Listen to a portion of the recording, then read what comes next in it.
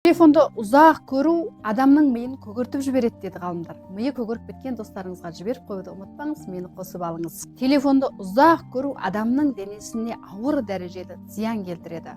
Өйткені телефонды көрген кезімізде біз тек қана телефонды былай көріп отырамыз, көзіміз жұмыс жасайды, миымыз мүлдем жұмыс жасамайды. Өйткені біздің миымызда онсыз да жұмыс жасамауға, ойланбауға, жылаймаққа үйреніп қалған. Біз одан арман миымызды жұмыс жасатпағаннан кейін жұмыс жасаудан тоқтайды.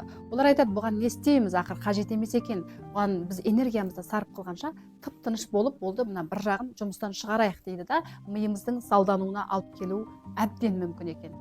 Екіншіден, біз видеоларды көріп отырған кезімізде байқамай біз біреуін көреміз деп ойлаймыз да, артынан сыдыра береміз, иә.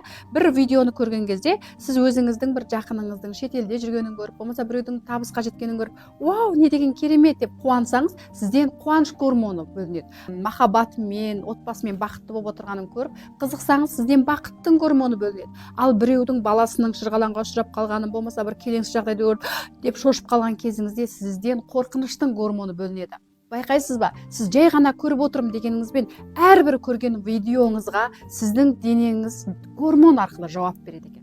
Демек, сіздің денеңізден әрбір видеоны көргенде неше түрлі гормон бөлінеді. Бірдем күлесіз, бірдем мұңаясыз, бірдем қайғыратын сияқты денеңізден әртүрлі гормондар бөлінгендігі себепті сіздің бүкіл ағзаңыздың ішкі құрылысының системасы бұзылады деген сөз. Сондықтан да сіз ритмнен шығып қаласыз да неше түрлі ауруларды, есте ұстау қабілетінің жоқтығы, мидың салдануы, жүйке жүйелерінің жұқаруы, нервтің шаршауы, ұйқысыздық сияқты бүкіл аурулардың барлығын осы телефон арқылы біз өзіміз жасап аламыз. Сондықтан достар, телефонның бүкіл сіздің өміріңізге қаншалықты зиян келтіріп жатқанын білсеңіз екен және одан алшақ болсаңыз екен.